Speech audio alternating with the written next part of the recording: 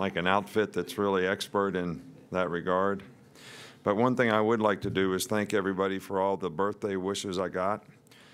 It's really appreciated, more than you know, that people are kind enough to, whether it's send cards, send texts, whatever. A lot of friends out there, a lot of supporters, and we really do appreciate it. But I'd like to give everybody a little message, which I kind of feel, you know, we all go around thinking, I have to do this, I have to do that, I have to get up and go to work today.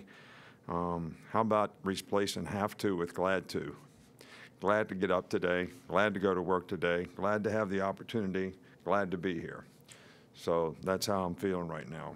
We had a good work week this week. I think the key to the drill, which I've talked to the players about a couple times, is discipline.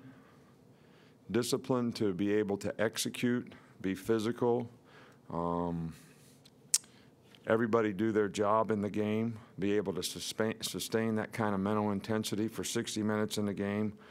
These games have always been tough games. They've always been close games. They've always been physical games. So I think you got to get your mindset to be ready to play a game like that. But it'll always come down to who can do the best job of executing, blocking, tackling, turnovers, taking care of the ball, making big plays, eliminating big plays, maintaining poise, playing smart, being disciplined. I know it'll be a great atmosphere in the stadium. I think it'll be important to our players that our fans are really into this game. Got a lot of national attention riding on this game, and this game has turned into a big rivalry for both sides, and I think we should respond to it accordingly. Just have you seen Deshaun Hand and Josh Jacobs progress this week, and what do you think the chances are that either of those guys will be able to play Saturday? Well, Josh Jacobs is fine. He'll be able to play, no question.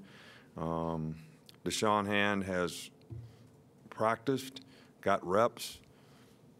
I don't think we'll be able to know whether he'll be able to play or not until pregame.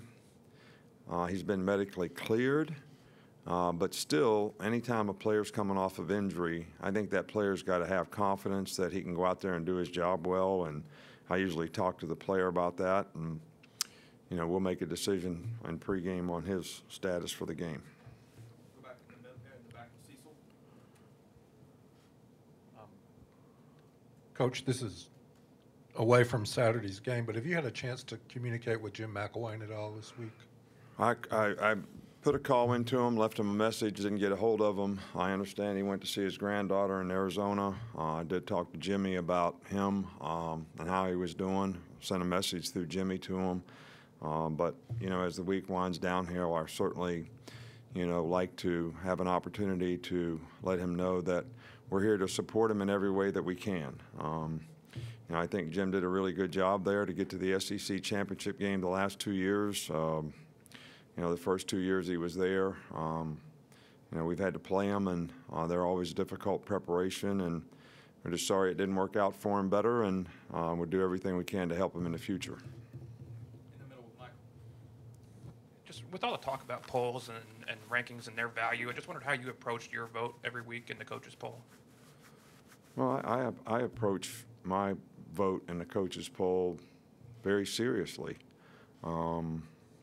You know, I think it's important to, for all of us as coaches to try to do a good job of knowing who the best teams are, using some input from other people in our organization to try to be as accurate as possible, even though this is all very subjective.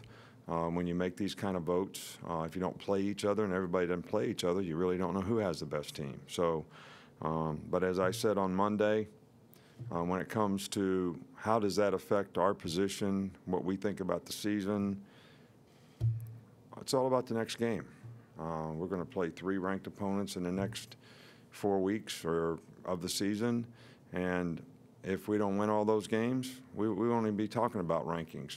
All right, so what becomes most important? The next game, the team you have to play. Preparing the right way, making sure you're ready to go play your best and being able to sustain that week in and week out. This game this week is the most important game on the schedule. So that's what we're looking for. And the rest of it really doesn't matter, because it doesn't matter where you're at right now. It matters where you end up and you got to do the things you got to do to end up where you want to end up. Couple more. Start here tomorrow. Just wondering how you've seen the quarterback Danny Edling grow in their offense this year.